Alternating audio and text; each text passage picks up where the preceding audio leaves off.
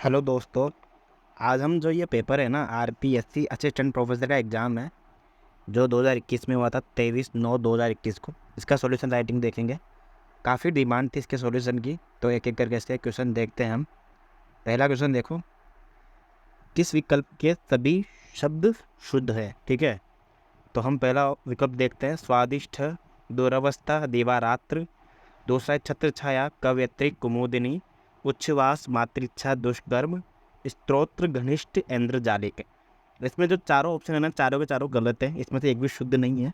और ये क्वेश्चन भी डिलीट हुआ था, है ना, तो इसको हम इग्नोर मारते हैं। ठीक है, तो ये डिलीट हुआ था। दूसरा प्रश्न देखो आप, कि अशुद्ध शब्द नहीं है, यानी कि अशुद्ध शब्द नहीं है मतलब जो अशुद्ध नहीं है वो शुद्ध होगा। याज्ञवल्क्य हम देखते हैं ये अशुद्ध है। मंत्रिपरिषद में हलंत आएगा। ज्योत्सना में आधा स आता है। ठीक है, तो हमारा बचा उत्तर पुनरपि। ठीक है, पुनरपि क्या है? शुद्ध शब्द है। अगला प्रश्न देखो आप, कि शुद्ध वाक्य नहीं है, निम्नलिखित में से कौन सा वाक्य शुद्ध नहीं है? यानी कि शुद्ध नहीं है मतलब अशुद्ध होगा वो। ठीक है, कौन सा है? इसी बहाने हमें दर्शन हो गए, इसी बहाने हमें दर्शन हो गए, तो ये तो शुद्ध है। ठीक है, ये शुद्ध है, इसमें कोई दिक्कत नहीं। इसी बहाने हमें दर्शन हो गए। अश्वमेध का घोड़ा पकड़ा गया, अश्वमेध ऐसे ही लिखते हैं, याद रखना, अश्वमेध का घोड़ा पकड़ा गया, ये भी शुद्ध है। उपस्थित लोगों ने संकल्प किया, अर्थात वहाँ उपस्थित लोगों ने संकल्प किया, ये भी एकदम शुद्ध वाक्य है, इसमें भी कोई गड़बड़ नहीं है। आपका यह मत ग्राह्य योग्य है। ग्राह्य का मतलब होता है कि ग्राह्य कीजिए, यानी कि ग्रहण योग्य, यानी कि ग्राह्य जो शब्द है ना वो अपने आप में पूर्ण है, इसलिए योग्य शब्द लगाना इसके पीछे निरर्थक होगा, अतः ये अशुद्ध कर देता है इस वाक्य इस शब्द के कारण। ठीक है, तो तीसरे में आंसर होगा अपना चौथा वाला, कि आपका ये मत ग्राह्य योग्य है। चौथा ऑप्शन देखो, चौथा क्वेश्चन, कि अशुद्ध वाक्य नहीं है मतलब वो शुद्ध वाक्य है।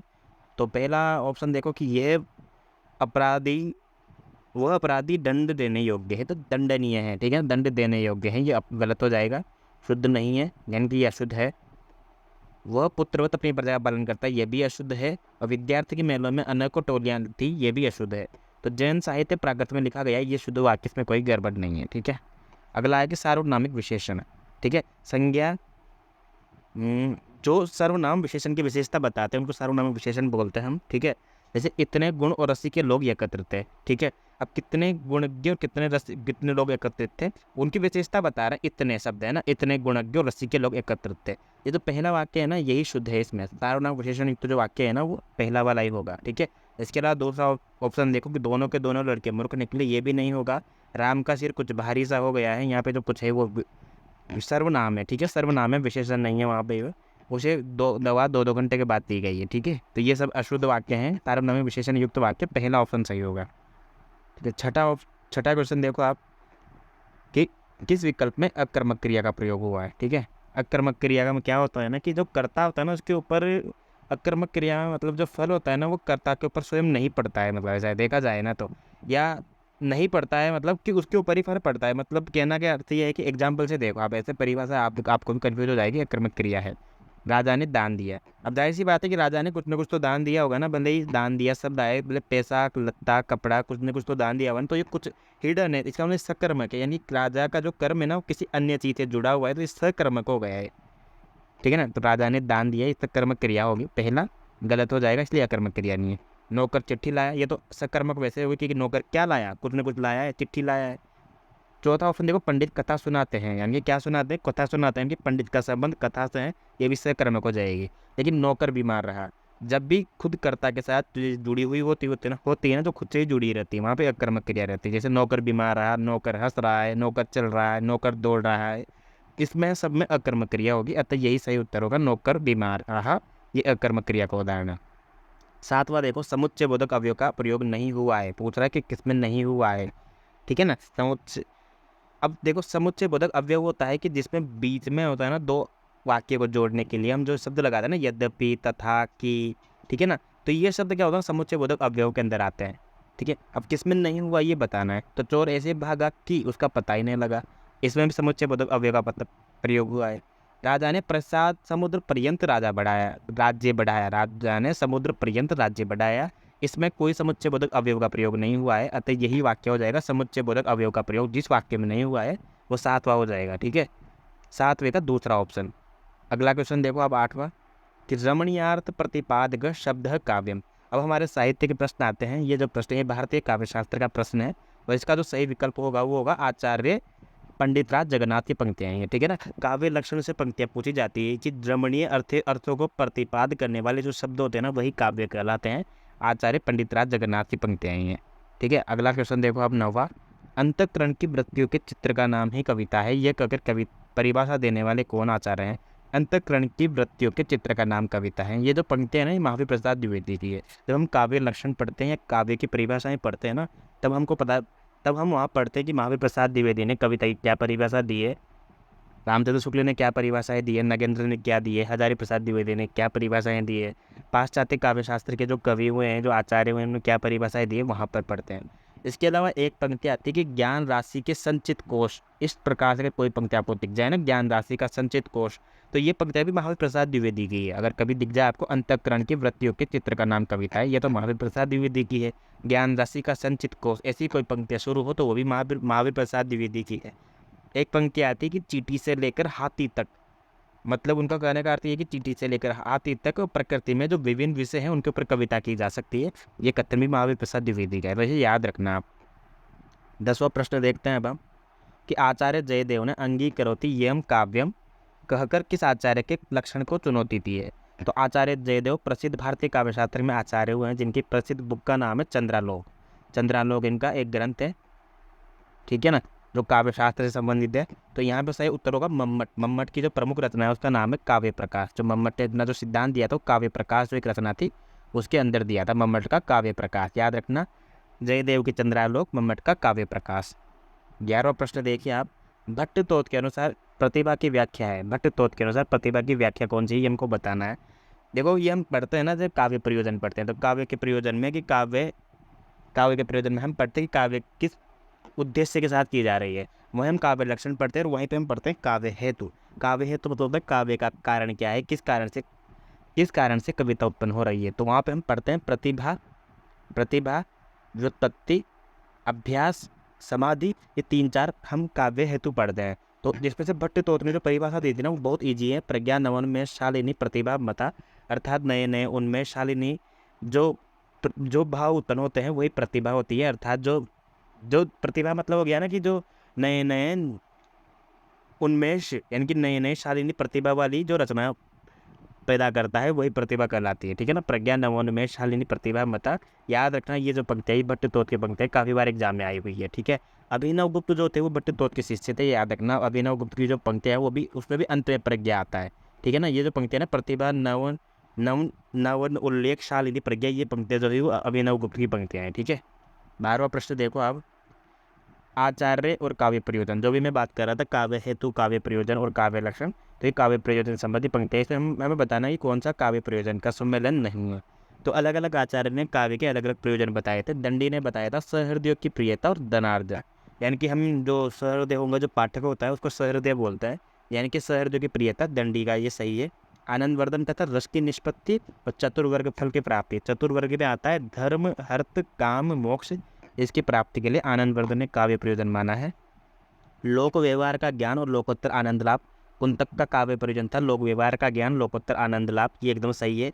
विश्वनाथ का कीर्ति व प्रीति गलत है। कीर्ति व प्रीति जो था ना वो भामह है, भामह ने चतुर्वर्ग के साथ साथ कीर्ति व प्रीति को भी काव्य का प्रयोजन माना है, ठीक है। अतः हमारा आंसर हो जाएगा चौथा वाला, विश्वनाथ वाला। 13वां प्रश्न देखो आप, कौन सा काव्य हेतु नहीं है। अभी मैंने 2 मिनट पहले आपको बताया कि काव्य के हेतु में हम मानते हैं समाधि, अभ्यास, व्युत्पत्ति और प्रतिभा, लेकिन जो प्रेरणा है ना वो काव्य हेतु में इसकी गिनती नहीं की जाती है, ठीक है। 14वां प्रश्न देखो आप, कि साहित्य मनुष्य के अंतर का उच्छ्वलित आनंद है जो उसके अंतर में हटाए नहीं हट सकता था। साहित्य का मूल यही आनंद का अतिरेक है। उच्छ्वलित आनंद के अतिरेक से उद्भुत सृष्टि ही सच्चा साहित्य है। साहित्य संबंधी ये उदाहरण किसकी। अब देखो इसमें कुछ शब्द आए हैं, उच्छ्वलित आनंद, ठीक है, अटाए नहीं हट सकता है, अतिरेक, ये शब्दों से आपको याद होना चाहिए कि इन शब्दों से कि ये परिभाषा किसने दी होगी। तो जो ये परिभाषा दी है ये आचार्य हजारी प्रसाद द्विवेदी की परिभाषा है, ये आपको याद होना चाहिए। ये एग्जाम में बहुत बार रिपीट होती हैं, ये परिभाषाएं बहुत बार एग्जाम में पूछी गई है। 15वां प्रश्न देखो आप, कि जब मन में तमोगुण व रजोगुण दब जाते हैं और सत्वगुण का उद्वेग व प्राबल्य होता है तभी रस की अनुभूति होती है। रसास्वाद के संबंध में ये विचार किस आचार्य का है। अब ये आचार्य रामचंद्र, गुणचंद्र, क्षेमेंद्र, विश्वनाथ और शारदातन है। जब मन में तमोगुण, रजोगुण, उद्वेग, प्राबल्य ऐसे शब्द आ गए ना, तो आप समझ जाओ ये पंक्तियाँ किससे आचार्य की, आपको याद होना चाहिए। अब अगर याद नहीं है, विश्वनाथ इसका आंसर होगा, ठीक है। आचार्य विश्वनाथ जो थे भारतीय काव्य शास्त्र में प्रमुख आचार्य में इनकी गिनती होती है। 16 प्रश्न देखो कि व्यक्ति तो विशेष ही रहता है, व्यक्ति तो विशेष ही रहता है, पर प्रतिष्ठा उसमें ऐसे सामान्य धर्म की तरह रहती है जिसके साक्षात्कार से सब श्रोताओं या पाठकों के मन में एक ही भाव का उदय थोड़ा या बहुत होता है, उसे ही साधारणीकरण कहते हैं। और साधारणीकरण के विषय में ये कथन किसका है? देखो, साधारणीकरण के विषय में जो बहुत अच्छी व्याख्या की थी वो रामचंद्र शुक्ल ने की थी। इसका सही उत्तर होगा आचार्य रामचंद्र शुक्ल। याद रखना कि व्यक्तित्व तो श्रेष्ठ ही रहता है, पर प्रतिष्ठा उसमें ऐसे सामान्य धर्म की तरह रहती है जिसके साक्षात्कार से सब श्रोताओं या पाठकों के मन में एक ही भाव का उदय थोड़ा या बहुत होता है, ठीक है ना। ये पंक्तियाँ बहुत इंपॉर्टेंट है, याद रखना भी आचार्य रामचंद्र शुक्ल की पंक्तियाँ हैं। 17वां प्रश्न देखो आप कि अभिनव गुप्त के अनुसार रसास्वादन की प्रक्रिया के संबंध में कौन सा अनुपयुक्त है? कौन सा अनुपयुक्त है, यानी कि रसास्वाद के संबंध में कौन सा अनुपयुक्त है, यानी कि गलत कथन का छांटना है हमको। पहला क्वेश्चन ऑप्शन देखो आप, अभिनव गुप्त के अनुसार साधारणीकरण व्यंजना के विभावन व्यापार का परिणाम नहीं है। दूसरा ऑप्शन है कि स्थायी भाव अनादि वासना के रूप में सहृदय के रूप में पूर्व स्थित रहता है, यानी कि जो स्थायी भाव होता है ना वो अनादि वासना के रूप में हृदय के रूप में सहृदय के, यानी कि सहृदय यानी कि जो पाठक होता है ना या जो श्रोता होता है उसके हृदय में पहले से उपस्थित रहता है। एकदम सही बात है ये।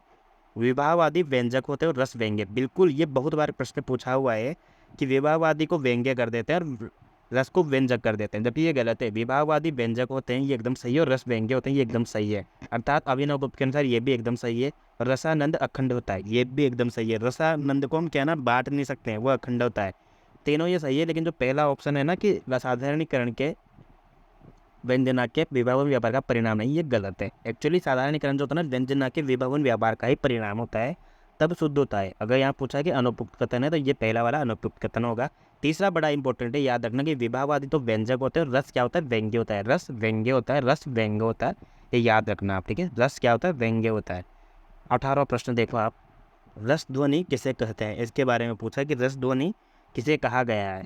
तो ये पहला ऑप्शन है अर्थांतर संक्रमित वाच्य ध्वनि, अत्यंत तिरस्कृत वाच्य ध्वनि, समलक्ष्य क्रम व्यंग्य ध्वनि और असमलक्ष्य क्रम व्यंग्य ध्वनि। इसका सही उत्तर होगा चौथा, है ना, असमलक्ष्य क्रम व्यंग्य ध्वनि। ये हम जब भारतीय काव्यशास्त्र पढ़ते हैं उसमें जो अलग अलग आचार्य के सिद्धांत पढ़ते हैं उसी में हम इनको पढ़ते हैं। तो 18वें का जो सही उत्तर होगा वो होगा असमलक्ष्य क्रम व्यंग्य ध्वनि। 19वां प्रश्न देखिए आप कि वाच्यार्थ की वांछनीयता एवं उसकी व्यंग्यनिष्ठ होना ध्वनि के किस वेद की विशेषता है? वाच्यार्थ की वांछनीयता और उसका व्यंग्यनिष्ठ होना किस भेद की विशेषता है?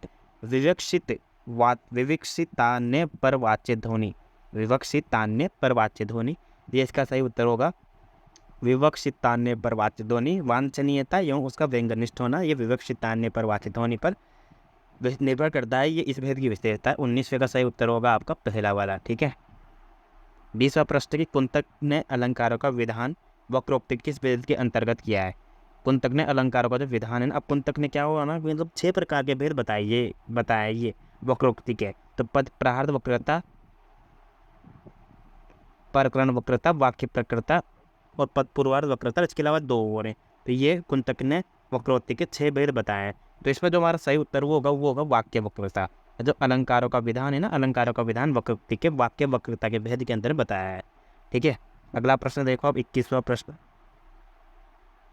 कौन से आचार्य वक्रोक्ति के अलंकार का मूल मानकर को अलंकार का मूल मानकर उसके अभाव में अलंकार की कल्पना नहीं करते हैं? इसी कारण हेतु सूक्ष्म और लेस को अलंकार की श्रेणी में परिणत नहीं किया गया है। देखो ये जो प्रश्न है ना, इसके संबंध में सही उत्तर होगा हमारे भामा ने सब अलंकारों के मूल में वक्रोक्ति को माना है, ठीक है ना। इसका सही उत्तर होगा 21वें में दूसरा, जबकि जो वक्रोक्ति सिद्धांत है वो कुंतक का है। लेकिन हमको पता होना चाहिए कि सब अलंकारों के मूल में अलंकारों वक्रोक्ति को किसने माना है, तो ये भामा याद होना चाहिए हमें, ठीक है, भामा। 22वां प्रश्न देखो आप, अलंकार के संबंध में असंगत कथन बताने की, अलंकार के संबंध में गलत कथन कौन सा है? पहला ये है कि वर्णनीय रस की आकुलता, वर्णनीय रस की अनुकूलता, वर्णनीय रस की अनुकूलता, एक सेकेंड, वर्णनीय रस की अनुकूलता के अनुसार वर्णों को बार बार और बार प्रयोग होने पर अनुप्रास अलंकार होता है। एकदम सही बात है ये, वर्णनीय रस की अनुकूलता के अनुसार वर्णों का बार बार।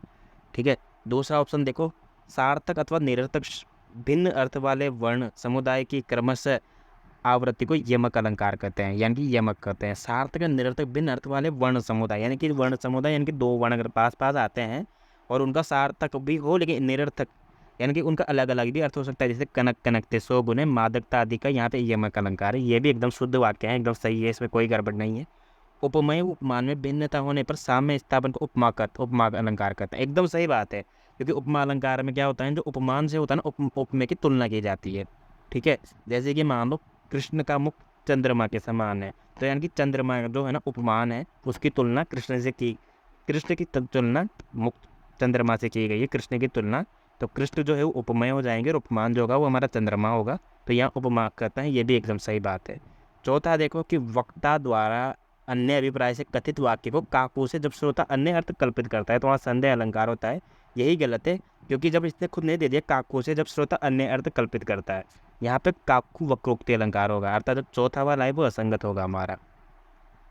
अगर आपको लग रहा है कि मेरी स्पीड धीरे है या तेज़ है, तो आप जो यूट्यूब में ऑप्शन आता है स्पीड तेज या कम करने का, वहाँ से आप कर सकते हैं। ठीक है, अगला प्रश्न देखो आप, सुबरन को ढूंढत फिरे कवि कामी अरचोर, इसमें अलंकार बताना है। बहुत फेमस उदाहरण है ये, सुबरन को यानी कि सुवर्ण, सुबरन का अर्थ होता है सुवर्ण को यानी कि स्वर्ण। ठीक है ना, तो स्वर्ण होगा ना, स्वर्ण को कौन ढूंढेगा, जो चोर होगा ना वो स्वर्ण ढूंढेगा। कामी, कामी पुरुष किसको ढूंढेगा, सुबरन यानी कि अच्छे तन को ढूंढेगा वह, और कवि, कवि भी अच्छे शब्दों को ढूंढेंगे। यहाँ पे श्लेष अलंकार होगा। ठीक है, ये याद रखना। जिस अलंकार में क्या होता है ना, एक ही शब्द के अलग अलग अर्थ निकलते हैं ना और सार्थक अर्थ निकलते हैं, वहाँ पे श्लेष अलंकार होता है। मतलब जो अलग अलग चीज़ें हैं वहाँ पे अलग अलग, जैसे रहीमन पानी राखिए बिन पानी सब सुन, अलग अलग बार शब्द इस्तेमाल हुआ है लेकिन हर बार अलग अलग के अर्थ में इस्तेमाल हुआ है। जहाँ प्रस्तुत में अप्रस्तुत की संभावना होती है वहाँ पे कौन सा अलंकार होता है, बहुत बार पढ़ा होगा आपने, जहाँ प्रस्तुत की में अप्रस्तुत की संभावना। बिनु पद चले सुने बिनु काना, उत्प्रेक्षा अलंकार है यहाँ पे, है ना। अर्थात प्रस्तुत में अप्रस्तुत की संभावना हो रही कि बिना पैर के चल रहा है और बिना कानों के सुन रहा है, वहाँ पे उत्प्रेक्षा अलंकार होते हैं। 25वां प्रश्न देखिए आप, कि पाई महावर देन को नाइन बैठी आए फिर जान महावरी एडी मिडत जाए, है ना। तो यहाँ पे क्या होता है ना कि जो महावर, जो एक बंदी है, एक लड़की है जो पद्मावती के पैरों में महावर लगाने आई है, पैरों में जो लगाते हैं जैसे पैर में केसरिया कलर की हो जाती है एकदम बिल्कुल, तो वो लगाने आई, लेकिन जो पद्मिनी है ना उसके पैर पहले से ही इतने ज़्यादा खूबसूरत है, इतने ज़्यादा महावर के समान है कि वो कंफ्यूज हो रही है कि यहाँ पे ये कि मैं जो महावर उठाऊंगी वो जो अपनी कटोरे में से महावर उठाऊं या एडी में से उठाऊं, क्योंकि वो कंफ्यूज हो रही है बार बार, क्योंकि दोनों इतने खूबसूरत लग रहे हैं, उसके जो पैर है वो महावर के समान लग रहे हैं पहले से, तो उसको भ्रांति हो गई है, एक प्रकार से भ्रांतिमान अलंकार होगा यहाँ पे, संदेह नहीं होगा यहाँ पे, भ्रांतिमान अलंकार होगा। भ्रांतिमान होता है जहाँ भ्रम हो चुका होता है, जहाँ पे चीज़ हो ही चुकी होती है, ऐसा है। संदेह तो वहाँ होता है ना जहाँ पे आधा आधा लग रहा होता है, मतलब 50-50% रहता है, लेकिन जहाँ 100% उस चीज़ को मान ही लिया है, वहाँ पे भ्रांतिमान अलंकार होता है। ठीक है, अगला प्रश्न देखिए, शून्य भीति चित्र पर रंग नहीं तनु बिनु लेखा, और धोए मिटे न मरे भीति दुख पाए यही तन हेरे, है ना। शून्य भीति पर चित्र, यहाँ पे कौन सा अलंकार होगा, शून्य भीति पर चित्र रंग नहीं तनु बिनु लेखा चितेरे, और धोए मिटे न मरे भीति दुख पाए यही बिनु हेरे। यहाँ पे कौन सा अलंकार, यहाँ पे विभावना अलंकार होगा, विभावना। ठीक है ना, शून्य भीति पर चित्र यानी कि चित्र भीति पर, जहाँ पे भीत मतलब दीवार ही नहीं है फिर भी चित्र है, ठीक है ना, तो वहाँ पे विभावना अलंकार होगा। इससे पहले मैं आपको बताया था ना कि उत्प्रेक्षा अलंकार वाला, जहाँ पे प्रस्तुत में अप्रस्तुत की संभावना होती है। देखो जो मैंने बताया ना, सुने बिनु काना, है ना, तो ये जो उदाहरण था ना वो विभावना अलंकार का था, वो बिनु पद चले सुने बिनु काना, अर्थात जहाँ पर वो क्या बोलते हैं बिना कान के भी सुनाई जा रहा है, वो विभावना अलंकार का उदाहरण है, उत्प्रेक्षा अलंकार का नहीं है। शून्य भीति पर चित्र, ठीक है, लेकिन जहाँ पे प्रस्तुत में अप्रस्तुत की संभावना होती है, उत्प्रेक्षा अलंकार का ऐसा होगा जहाँ पर मानहु, ठीक है ना, मानहु इस टाइप से जो उदाहरण आ जाता है ना, मानहु जानहु उस टाइप से उदाहरण आ जाता है, वहाँ पे उत्प्रेक्षा अलंकार होता है। 27वां प्रश्न देखो आप, वयन सगाई के संबंध में असत्य कथन बताना है कि वयन सगाई जो अलंकार है ना सिर्फ राजस्थान में फेमस है ये, और इसमें पहला ऑप्शन है कि यह डिंगल का विशिष्ट अलंकार है, बिल्कुल सही है, क्योंकि जो राजस्थान में काफ़ी ज़्यादा रचनाएं हैं वो डिंगल भाषा में लिखी गई है, विशिष्ट अलंकार होता है ये। त वर्ग व ट वर्ग की वर्ण सगा उत्तम कोटि की होती है, ऐसा कहीं नहीं लिखा हुआ है, ठीक है ना। तो यही असत्य हो जाएगा, त वर्ग व ट वर्ग की उत्तम कोटि की होती है। तीसरा ऑप्शन देखो, चरण का प्रथम अक्षर व चरणांत के अंतिम अक्षर का प्रथम अक्षर समान होता है। बिल्कुल ये एकदम सही है। वर्ण सगाई होता है ना, कुछ कुछ लोग इसको अनुप्रास के समय भी बताते हैं, लेकिन ये अनुप्रास थोड़ा सा अलग होता है। चरण के प्रथम शब्द के आदि वर्ण की आवृत्ति चरणांत शब्द के अंत में भी संभव है, बिल्कुल। तीसरा ऑप्शन और चौथा ऑप्शन दोनों सेम बात बोल रहा है, ये सही है। जैसे कि मान लो कोई वाक्य च से शुरू हो रहा है और अंत में एक वाक्य शब्द आ रहा है चमेली, तो जो अंत में जो पहला वाक्य जहाँ से शुरू हो रहा है ना, अंत का पहला वाक्य है, ये दोनों पे वर्ण सगाई अलंकार होगा, अगर ये दोनों इसकी पहचान होती है, ठीक है। 28वां है, उपमेय का निषेध कर उपमान की स्थापना करना। निषेध कर, साफ बोल दिया इसने, उपमेय का निषेध कर उपमान का स्थापना करना। अपनहोती, अपनहोती अलंकार में आप देखोगे इसकी फेमस है न, नट, ऐसे शब्द जहाँ पे भी दिखेंगे ना, अधिकतर अपनहोती अलंकार की ये फेमस है कि उपमेय का निषेध कर उपमान की स्थापना करने वाला अपनहोती अलंकार होता है। नेत्र निमीलन करती मानो प्रकृति प्रबद्ध लगी होने, जलधि लहराइयों की अंगड़ाई बार बार जानती सोने। अब देखो यहाँ साफ पता चल रहा है आपको कि प्रकृति जो चीज़ें होती है ना, उनका मानवीकरण किया, उनको मानव के समान जो क्रियाएं करती है ना, कोई भी प्रकृति हो या फिर जो निर्जीव वस्तु होती है, तो वहाँ पे मानवीकरण अलंकार होता है। अतः यहाँ पे सही उत्तर होगा हमारा मानवीकरण अलंकार। दोहा छंद का उदाहरण नहीं है पूछा है उसमें। दोहा छंद में हम सब मानते हैं 13-11 मात्राएं होती है, अंत में लघु होता है। तो देखो पहले अंत में लघु, लघु का मतलब होता है एक मात्रा, अंत में लघु एक मात्रा है, अंत में लघु एक मात्रा है, ठीक है। और ये हो गया अंत में या, यानी कि या तो गुरु हो गया, गुरु शब्द हो गया, लघु यानी कि दीर्घ, लघु एक, गुरु और दीर्घ दो मात्रा या, तो ये वैसे ही गलत हो जाएगा। हिम्मत कीमत हो, ये सोठा है ये, ठीक है। हिम्मत कीमत हो, बिन हिम्मत कीमत नहीं, करे ना आदर कोई, रद कागज जो राजी है। इस पर 11-13 मात्राएं हैं, ये सोठा है और 13-11 मात्रा का दोहा होता है, ठीक है ना। तो तीसरा ऑप्शन हमारा गलत हो जाएगा, जो कि दोहा छंद का उदाहरण नहीं है। चौथा ऑप्शन देख लो, इसमें भी ही आ रहा है लास्ट में, सिंगल मात्रा आ रही है वन, ये लघु हो जाएगा।